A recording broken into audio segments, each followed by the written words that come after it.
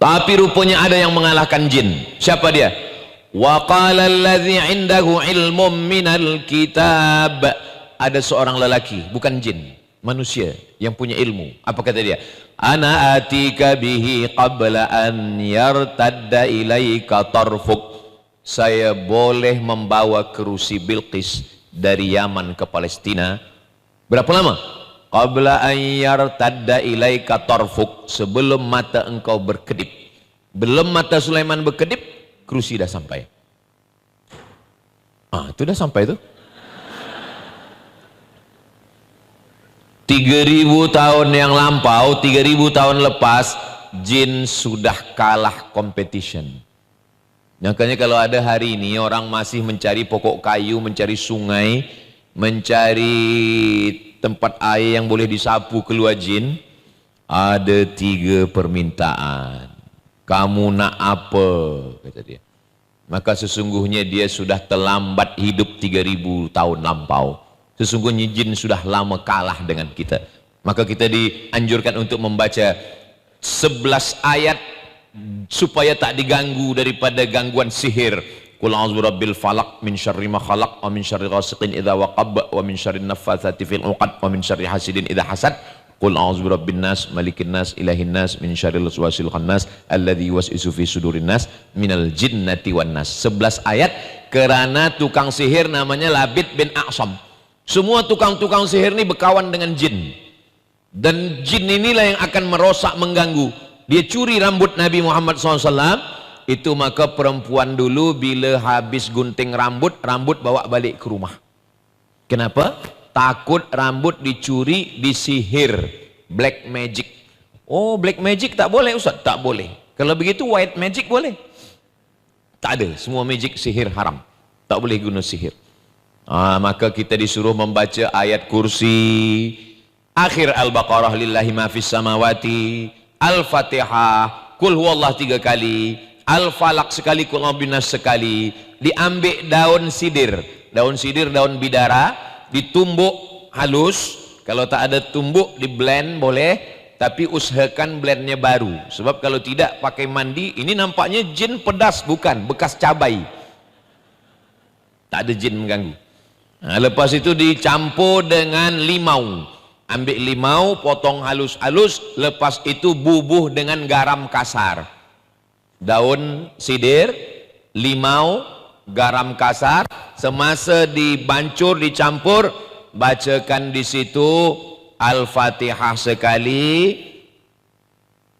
pangkal Al-Baqarah alif lam mim sampai wa ulaika humul muflihun, ayat kursi, Qul huwallah, Al-Falaq, An-Nas, Subhanallah walhamdulillah wa la ilaha illallah wallahu akbar. Dibaca solawat. Selepas itu diminum sikit, jangan banyak-banyak sebab asam masin. Selepas itu digosokkan ke kepala, ke badan semua. Selepas itu dibilas dengan air bersih kalau ada orang yang diganggu jin dan syaitan. Usahakan orang yang membacanya itu orang yang soleh, orang yang bersih. Sebab kalau orang yang tak bersih, bila dibacakannya itu, setannya bukan pergi, dia gelak ketawa. Kata setannya, sesama setan jangan menghalau. Maka kita bacakan yang baik-baik. Saya mengaku saya ini bersih baik, tidak. Saya pun banyak juga silap, salah dan dosa. Tapi sebelum itu kita istighfar, minta ampun kepada Allah Subhanahu wa ta'ala. Rupa-rupanya jin ini terbagi pada 2. Anna minnal buka surat Al-Jin juz 29. Anna minnal muslimun, kami ini ada yang jin muslim. Wa minnal qasitun, kami ini ada yang jin kafir.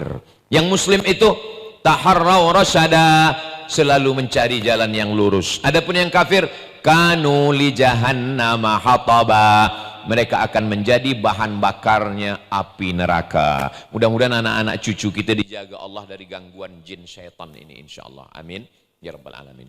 Selepas itu kemudian hijrah ke Habasyah tak jadi. Hijrah ke Taif pun nampaknya kurang elok. Rupa-rupanya ada hijrah tempat yang baik. Itulah dia kampung bernama Yathrib. Yathrib tempat penyakit. Yathrib tempat banyak binatang berbisa. Yathrib tempat banyak bakteri yang tak elok-elok. Yang tak elok-elok banyak Yathrib.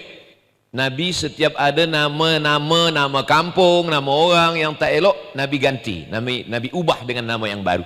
Yathrib. Cubalah kalau kita ditanya orang, Ustaz nak ke mana? Saya nak ke kampung banyak penyakit. Tak elok, negatif.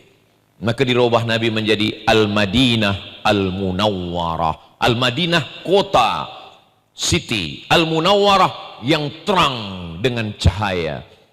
Al-Madinah Al-Munawwarah. Doa itu dikabulkan Nabi. Sekarang bila orang naik ke bulan, dia tengok ke bumi, kota yang paling terang benderang di dunia ini sekarang dua. Yang pertama Makkah Al-Mukarramah, yang kedua adalah Al-Madinah Al-Munawwarah. Terang benderang. Saya pernah nak bagi manasik kepada polis. Polis minta saya bagi manasik haji di office dia. Saya sampai di office, selamat datang Ustaz Abdul Samad, kita manasik. Mana jamaahnya tuan polis? Tak ada, saya seorang saja. Hah? Kita berdua saja? Ya. Ada satu yang saya nak tanya Ustaz. Apa nak tanya? Saya biasa kalau saya nak pergi ke suatu kota, saya cek dulu hotel saya di mana, nanti saya kerja urusan di mana, lalu kemudian dari hotel ke tempat saya kerja ini berapa kilometer jalannya. Terus apa yang nak tanya? Tapi Makkah Madinah ini Ustaz Abdul Somad, saya dah cek hotel saya di sini, Masjidil Haram di sini, Masjid Nabawi di sini. Terus apa masalahnya? Aplikasi alat yang saya pakai nak tengok tu tak boleh tengok sebab terlampau terang. Macam mana ni Ustaz? Kata dia. Saya jawab, saya pun baru tahu sekarang. Dia polis, dia nak guna alat nak tengok tu pun tak boleh cek. Sebab apa? Sebab terlampau terang benderang. Orang kalau terlampau terang, kalau kita tengok lampu yang terlampau terang, mata kita silau, tak boleh. Itu maka puan-puan jangan terlampau banyak pakai skincare. Nanti suami balik silau, kata dia. Nah, sampai mana cerita kita tadi? Lalu kemudian Nabi Muhammad SAW pindahlah ke kota Al-Madinah Al-Munawwarah. Berawalnya hijrah ini daripada hari Khamis. Masya Allah, tabarakallah. Kita masa membuat jadual ini tak ada kita tengok hari Khamis semalam, hari ini hari Jumat. Dan memang hijrah ini berawal daripada hari Khamis. Pada hari Khamis berkumpullah semua kepala-kepala suku, kabilah-kabilah yang ada. Apa agenda mereka? Bagaimana membunuh Muhammad sallallahu alaihi wasallam. Bagaimana cara kita membunuh dia? Yang satu mengatakan, kita ikat tangan kaki dia, kita letakkan dia di samping Ka'bah, kita kurung dia dalam box, jangan bagi makan, jangan bagi minum. Biarkan dia mati kering di samping Ka'bah sebab panas. Yang satu tak bersetuju. Kata satu kepala suku, itu kita buat. Kata yang satu, saya tak bersetuju. Sebab apa? Sebab dia punya banyak pengikut. Nanti kalau pengikut-pengikut budak hamba sahaya yang kuat-kuat, budak-budak hitam dari Habasyah ini menengok tuan mereka disakiti, mereka nanti akan mengamuk, akan terjadi revolusi dan kita semua akan mati. Oke, ada idea lain? Yang satu mengatakan, kalau begitu kita hantar saja dia ke tempat yang jauh. Selepas kita hantar dia tempat jauh, kita tenang, kita selesa, tak ada lagi yang ganggu kita di kota Makkah. Ini pun tak boleh, sebab dia bercakap mulutnya manis. Orang semua nanti akan ikut dia. Bila dia pergi ke suatu tempat yang jauh, nanti di sana dia akan banyak pengikut, nanti dia akan balik ke Makkah, dia akan bunuh kita semua. Macam mana? Ada satu, ada idea. Saya ada idea. Macam mana? Nanti malam, tengah malam, kita masukkan seorang belia pemuda, dia bawa satu pedang, dia pancung kepala Muhammad sallallahu alaihi wasallam. Senang saja. Saya pun tak bersetuju, kata pengetua. Kenapa? Karena Muhammad ini bukan orang kecil. Muhammad anak Abdullah, Abdullah anak Abdul Muttalib, Abdul Muttalib anak Hashim, Hashim anak Abdi Manaf, Abdi Manaf anak Qusay, Qusay keturunan Adnan, Adnan keturunan Ismail, Ismail anak Ibrahim alaihissalam. Mereka ini bangsawan. Kalau di kampung saya namanya bangsawan. Bangsawan itu bangsa yang hidup di awan. Tinggi. Dia ini bukan orang biasa. Kalau sampai Muhammad sallallahu alaihi wasallam, kalau sampai dia mati terbunuh, semua Bani Hashim, Bani Qusay, Bani Abdi Manaf, Bani Abdi Muthalib akan mencari dan kita akan mati. Lalu kemudian mereka pun lama terdiam. Macam mana cara membunuh? Oh, saya ada idea. Macam mana? Suku kita semua berapa? 14. Jangan seorang yang bunuh. Kalau seorang yang bunuh nanti dia akan dicari. Lalu macam mana? Setiap suku kirim belia yang paling kuat tenaganya dan paling panjang pedang. Satu suku, dua suku, tiga, kabilah, semua 14 orang. Nanti dia akan pancung kepala Muhammad sekali pancung. Dan kalau beramai-ramai yang buat salah, siapa yang nak ditangkap? Betul juga. Siapa yang punya idea ini? Namanya Abu Jahal. Abu bapa, Jahal bodoh. Abu Jahal bapa bodoh. Kenapa idea dia elok? Kalau untuk yang baik dia bodoh. Tapi kalau untuk yang jahat dia smart. Nah, jadi kalau ada kawan kita, jiran kita, sahabat kita, bila kita tanya, macam mana kita nak selesaikan masjid ni? Dia bodoh. Tapi bila kita tanya, macam mana kita nak buat maksiat? Dia smart. Nah, ini namanya Abu Jahal. Macam mana kita nak bunuh Muhammad? Ayo kita buat ini. Bila kita buat? Dalam masa yang secepat-cepatnya, malam nanti. Hari Khamis malam Jumat. Hari Khamis malam Jumat, Nabi Muhammad sallallahu alaihi wasallam pun pergi ke rumah Abu Bakar Siddiq. Hari Khamis petang. Assalamualaikum ya Abu Bakrin Siddiq. Waalaikumsalam. Abu Bakar, malam nanti malam Jumat tengah malam kita hijrah. Kenapa malam ni kita hijrah ya Rasulullah? Sebab malam nanti ada 14 pemuda belia yang akan masuk ke rumah saya memancung kepala saya. Soalannya, kenapa Nabi Muhammad sallallahu alaihi wasallam tahu? Siapa yang bagi tahu mereka meeting pagi tadi? Itulah maka tadi pengacara kita bagi tahu semua handphone tolong off.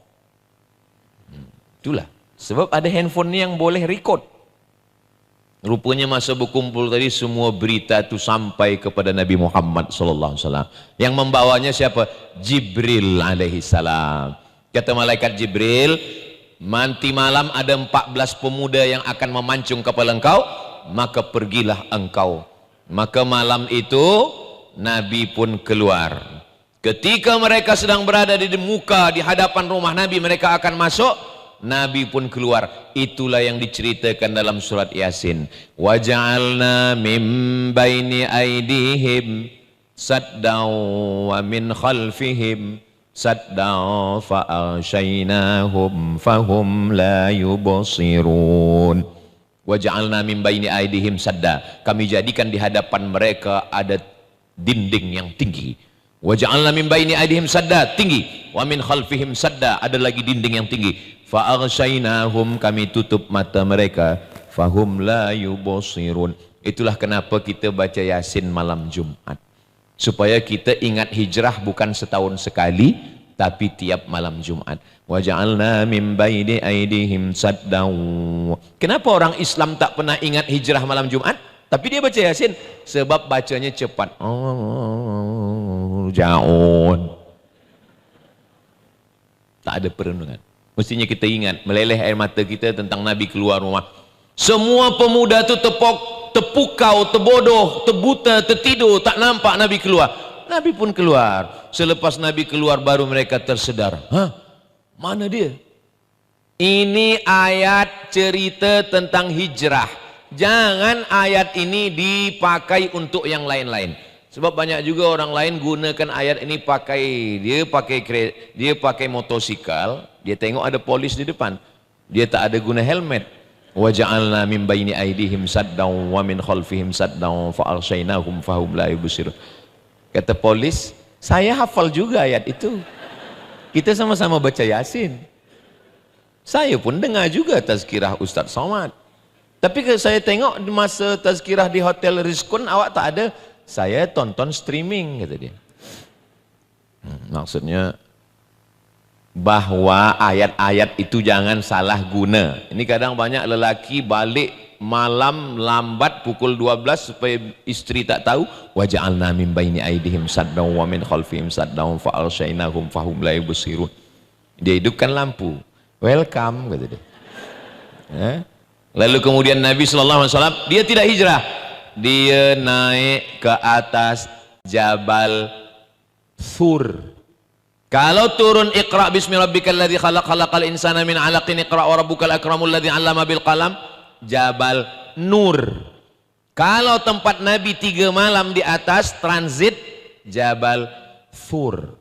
Bezanya tulisannya sama, alif lam waw ra, tapi yang satu titiknya satu, Jabal Nur. Yang satu lagi titiknya 3, Jabal Thur. Banyak orang balik umrah, balik haji bercerita kepada jiran dia, saya naik ke Jabal Thur, padahal dia naik Jabal Nur. Yang bercerita lupa, yang mendengar tak tahu, sama-sama mengangguk.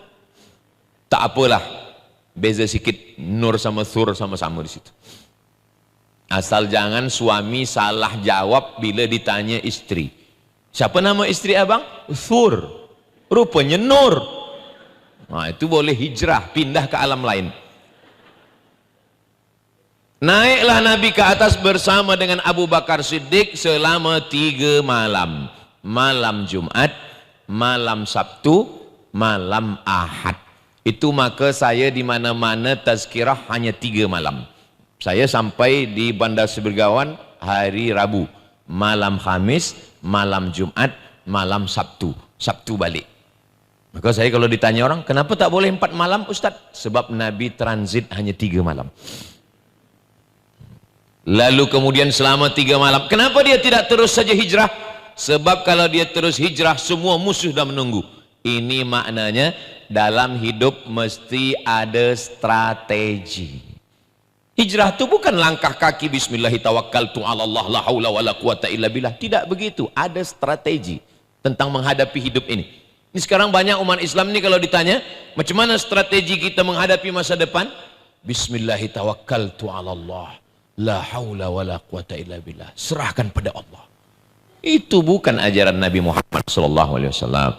Macam mana Islam ini mesti kuat, mesti ada strategi. Maka Nabi SAW naik ke atas 3 malam. Siapa yang membawakan berita ke atas? News yang ada di hiruk pikuk di Makkah, orang mencari-cari berita ke atas. Ada seorang lelaki yang siang dia di Makkah, malam dia naik ke atas, namanya Abdullah. Siapa pula yang membawa makan di atas? Nabi tak berdoa minta makan, Allahumma anzil alaina ma'idatan minas sama, wahai Jibril turunkanlah makanan. Tak. Yang membawa makanan ke atas adalah Asma binti Abi Bakar. Memang dari dulu perempuan bawa makanan. Asma binti Abi Bakar. Ada pula seorang lelaki di bawah berpura-pura membawa kambing. Dia bagi rumput ke kambing. Sebenarnya dia adalah spy. Dia adalah mata-mata yang sedang menengok siapa yang akan naik ke atas.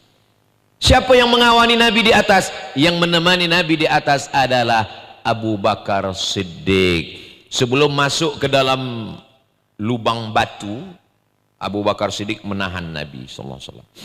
Bila saya sebut Asma binti Abi Bakar bawa makanan, rupanya makanan sedang dibagi di belakang.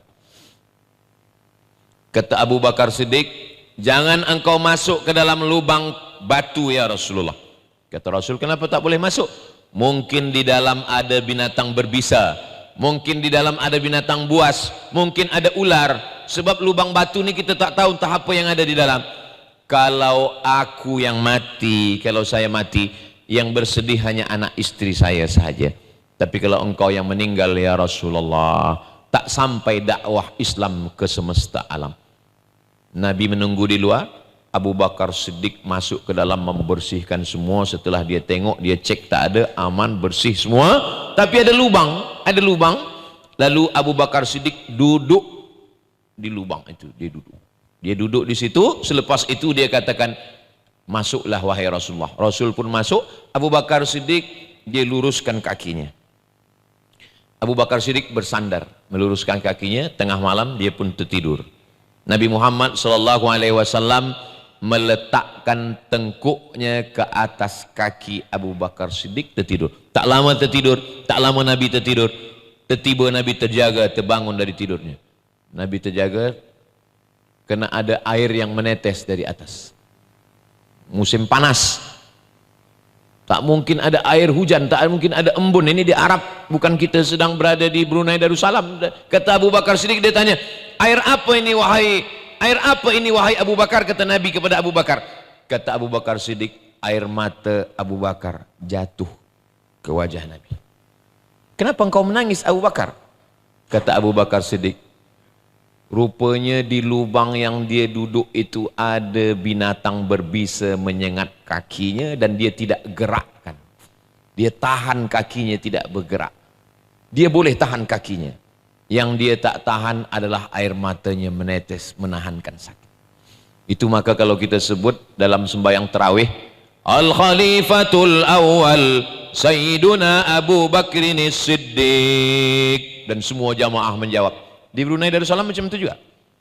Al-Khalifatul Awal Sayyiduna Abu Bakrin Siddiq radhiyallahu an. Itu untuk membezakan kita dengan Syiah. Sebab Syiah melaknat Abu Bakar, Syiah melaknat Umar, sebab mereka menganggap Abu Bakar dan Umar beserta Utsman mengambil khilafah kekuasaan Sayyidina Ali. Sedangkan kita ahlu sunnah wal jamaah sampai hari ini, sampai Ramadan ini, bila disebut nama Abu Bakar kita kata radhiyallahu an, Allah meridai dia. Saya dari mula hari Rabu, hari Khamisnya hari Jumat, esok hari Sabtu, last kali subuh, esok pulang. Bila pengacara sebutkan nama saya, kita akan dengarkan tazkirah dari Ustaz Abdul Somad. Belum ada lagi jamaah yang menjawab radhiyallahu an. Belum ada. Kenapa? Karena PhD, Master, BA itu ada university yang memberikannya. Belajar dia bagi BA, belajar lagi dia bagi Master, belajar lagi dia bagi PhD. Tapi radhiyallahu an itu datang dari Allah Subhanahu wa taala. Ada dalam Al-Qur'an. As-sabiquna al-awwaluna minal muhajirin wal ansar walladzina taba'uuhum bi ihsan. Mereka itu adalah radhiyallahu anhum wa radu an. Malam Jumat, malam Sabtu, malam Ahad. Ahad malam Isnin mereka pun bertolak menuju Yathrib. Jalan biasa tak boleh. Jalan yang agak jauh sikit, lebih dari 150 km. Jadi kalau yang biasa itu 500, dia menjadi 650 km, sebab dia mencari jalan yang lain, menelusuri tepi Laut Merah. Larulah dia sampai. Yang menunjukkan jalan ini namanya Abdullah bin Uraiqid. Abdullah bin Uraiqid tak Islam. Ini menunjukkan kita boleh tolong menolong dengan orang yang tak Islam, kalau dia tidak memudaratkan bagi kita. Wala ana abidum ma'abadtum wala antum abiduna ma'abud lakum dinukum waliyadin. Mereka pun berjalan terus. Begitu mereka berjalan, malam Isnin, Nabi hijrah Isnin, sampai di Madinah Isnin, lahir Isnin, meninggal Isnin. Mudah mengingat. Hijrah Isnin, sampai Madinah Isnin, lahir Isnin, meninggal Isnin. Nabi bersama Abu Bakar berdua. Abu Bakar menengok di belakang, ada debu. Gurun pasir ni kalau kuda tu kencang, debunya naik ke atas.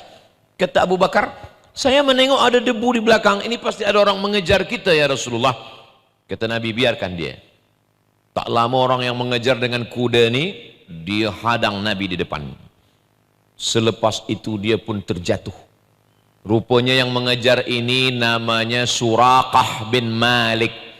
Kata Suraqah bin Malik, aku belum pernah jatuh dari kuda seumur hidup wahai Muhammad sallallahu alaihi wasallam. Tapi hari ini saya jatuh. Di sini saya sedar bahwa orang yang saya kejar ini bukan manusia biasa. bahwa engkau memang nabi, bahwa engkau memang rasul utusan Allah Subhanahu wa taala. Kenapa engkau mengejar kami wahai Suraqah? Kerana saya dijanjikan kalau saya boleh memancung kepala engkau, saya akan dapat 100 ekor unta. Kata Suraqah bin Malik, saya akan balik ke kota Makkah. Apa jawab Nabi kepada Suraqah? Hanya satu saja. Aghib anna. Diam, silent, sembunyikan berita tentang kami. Jangan kau cakap apa-apa, baliklah ke kota Makkah. Apa pelajaran yang kita boleh ambil dari sini? Ada orang yang berangkat dari rumah niatnya ingin membunuh Nabi, niatnya ingin memancung kepala Nabi, niatnya ingin mendapatkan harta haram. Tapi rupanya Allah berikan kebaikan. Tapi berapa banyak orang yang dari rumah niatnya baik, mencari rezeki yang halal, tapi rupanya di tengah jalan dia mendapatkan yang haram. Mudah-mudahan kita tidak masuk dalam dua-duanya. Kita hanya masuk dalam satu. Berangkatnya baik, sampainya baik, baliknya pun baik insya-Allah. Kalaupun ada pernah kita silap salah tak baik macam Suraqah, dari rumah tak baik, tapi di tempat itu kita mendapatkan kebaikan, balik pun menjadi orang baik. Suraqah balik, mereka teruskan perjalanan. Mereka teruskan perjalanan, persediaan air mereka habis. Lalu kemudian mereka menengok ada tempat pengembalaan kambing, unta dan lembu. Ada tradisi orang Arab jahiliyah, walaupun orang Arab jahiliyah jahat, musyrik, kafir, tapi mereka sahak, mereka dermawan, mereka baik. Kalau kita musafir boleh minta susu kambing. Mereka sampai, Abu Bakar Siddiq meminta kepada penjaga, kata penjaga, ini sekarang sedang musim panas. Itu menunjukkan hijrah mereka musim panas. Kering, kambing-kambing kurus. Tapi kalau engkau nak cuba, cubalah. Abu Bakar Siddiq mencuba, disitulah nampak mukjizat Nabi Muhammad SAW. Nabi bacakan doa, lalu kemudian Abu Bakar Siddiq memeras, dapatlah susu kambing 1 cawan. Lalu kemudian cawannya ini dia sapu bagian bawah cawan itu. Abu Bakar Siddiq menyapu cawan sebab dia tidak ingin ada pasir yang jatuh ke kaki, ke baju Nabi. Selepas itu Nabi pun meminum cawan itu. Apa kata Nabi? Bismillah. Selepas itu Abu Bakar menengok, kata Abu Bakar, fasyariban nabiyyu hatta irtawaitu. Nabi meminum air susu kambing itu hatta irtawaitu, sampai hausku hilang. Saya waktu membaca buku ini pertama kali, mungkin buku ini salah ini. Sebab rasa-rasa Nabi minum, haus Abu Bakar hilang. Salah nih. Buka, tengok kitab lain, sama isinya. Nabi minum, haus Abu Bakar hilang. Saya musafir dengan Ustadz Muaz. Kami berjalan. Kemudian kami singgah ke tempat susu kambing. Lalu saya sila Ustadz Muaz minum. Apa kata saya? Menengok Ustadz Muaz minum, haus saya menjadi-jadi. Bukan hilang. Nabi dah sampai, Abu Bakar Siddiq dah sampai pada level iman yang paling tinggi. Apa level iman paling tinggi? La yu'minu ahadukum hatta yuhibba li akhihi ma yuhibbu li nafsihi. Menengok orang lain senang, kita ikut senang. Menengok orang lain susah, kita ikut sakit. Sekarang, adakah kita susah menengok saudara kita di Gaza? Kalau kita susah, kita mungkin dah hampir level Abu Bakar Siddiq. Tapi jangan panggil saya Abu Bakar, tetap panggil Abdul Somad. Tapi kalau kita tak ada peduli, na'udzubillah. Man lam yahtam bi amril muslimin falaysa minhum. Siapa yang tak peduli kepada umat Islam, maka dia bukan umat Nabi Muhammad sallallahu alaihi wasallam. Mereka teruskan perjalanan. Ini kalau diteruskan perjalanan ini habis waktu asar. Oke, kita yang hijrah yang short sajalah. Lalu kemudian mereka pun sampai hari Isnin di Quba. Itulah dia Masjid Quba. Sampai di Quba, waktu itu belum ada masjid lagi. Sampai di Quba hari Isnin, 4 malam Nabi di Quba. Malam Selasa, malam Rabu, malam Khamis, malam Jumat. 4 malam berdirilah satu Masjid Quba. Itulah masjid yang pertama dibina oleh Nabi Muhammad sallallahu alaihi wasallam. Subhanalladzi asra bi'abdihi lailan minal masjidil haram, Masjidil Haram, ilal masjidil aqsa, Masjidil Aqsa. Masjid Quba, masjid yang pertama dibina oleh Nabi Muhammad sallallahu alaihi wasallam. Hanya 4 malam. Di mana bumi dipijak, di situ langit dijunjung. Di mana lelaki bertanjak, di situ perempuan bertudung. Begitu kata orang Melayu. Tapi ada pantun Melayu yang lain. Di mana bumi dipijak, di situ masjid dan surau tegak. Mudah-mudahan anak cucu kita panjang umur, sehat badan. Mereka yang akan menegakkan surau-surau di Europe, di Amerika, itu yang akan menjadi amal jariah, insya Allah. Amin.